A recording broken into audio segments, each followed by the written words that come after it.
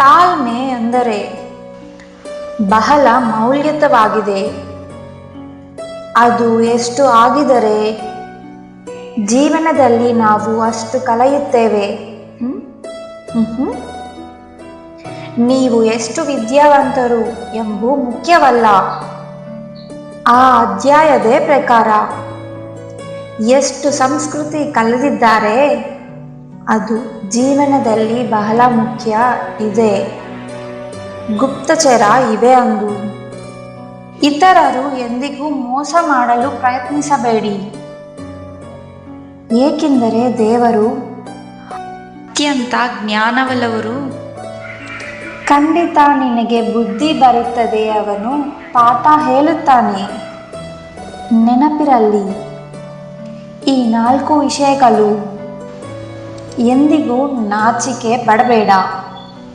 ಹಳೆಯ ಬಟ್ಟೆಗಳು, ಬಡ ಸ್ನೇಹಿತ, ವಯಸ್ಸಾದ ತಾಯಿಯ ತಂದೆ ಮತ್ತು ಸಾಮಾನ್ಯ ಜೀವನ ಎಂದು.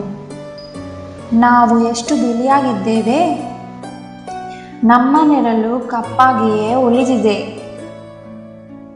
ಬಣ್ಣಗಳೊಂದಿಗೆ ಅಲ್ಲ.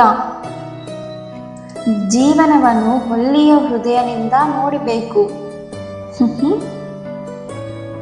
ನಮ್ಮ ದೇಹದಲ್ಲಿ ಹೆಚ್ಚಿನ ಭಾಗ ನೀರು ಇರುತ್ತದೆ, ಆದರೆ ಯಾವುದೇ ಗಾಯಗೊಂಡರೆ ಮಾತ್ರ ರಕ್ತ ಹೊರಬರುತ್ತದೆ ಇರುತ್ತದೆ.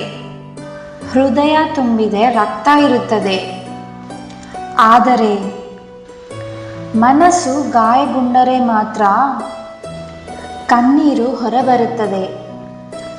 ಇದು ವಿಚಿತ್ರ ಅಲ್ಲವಾ? ಕೋಟಿಗಟ್ಟಲೆ ಕೂಡ ಹಾಕಿ ಹೊಟ್ಟೆ ತುಂಬ ತಿನ್ನಲು ಸಾಧ್ಯವಾಗದವರಿಗಿಂತ ಕಷ್ಟ ನಂಬಿಕೆ ಹೊಟ್ಟೆ ತುಂಬ ತಿನ್ನುವವರು ತುಂಬ ಅದೃಷ್ಟವಂತ, ಅಥವಾ ಇಲ್ಲವೇ? ಪುಸ್ತಕ ಓದಿ ಜ್ಞಾನವನ್ನು ಗಳಿಸುತ್ತಾರೆ, ಆದರೆ ಮನುಷ್ಯನು ಓದುವುದು ಮಾತ್ರ ಎಂದಿಗೂ ಮರೆಯುವುದಿಲ್ಲ.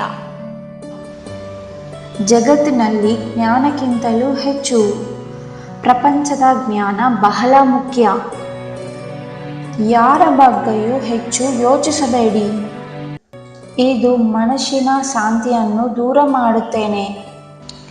ಏನಾಗಲಿ ಆ ದೈವಿಕ ನಿರ್ಧಾರವನ್ನು ಪರಿಗಣಿಸಿ, ಮನಸ್ಸು ಶಾಂತವಾಗಿರುತ್ತದೆ.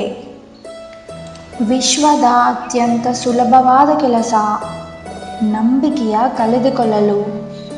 ಎಲ್ಲಕ್ಕಿಂತ ಕಠಿಣ ಕೆಲಸ ನಂಬಿಕೆಯನ್ನು ಉಳಿಸಿಕೊಳ್ಳುವುದು.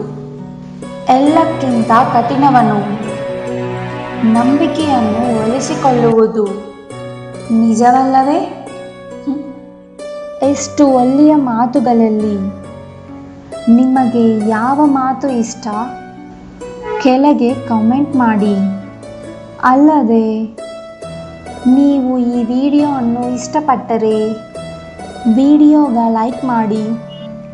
ಈ ರೀತಿಯ ಹೆಚ್ಚಿನ ವಿಡಿಯೋಗಳಿಗಾಗಿ ನಮ್ಮ ಚಾನಲ್ನ ಸಬ್ಸ್ಕ್ರೈಬ್ ಮಾಡಿ. ಧನ್ಯವಾದ.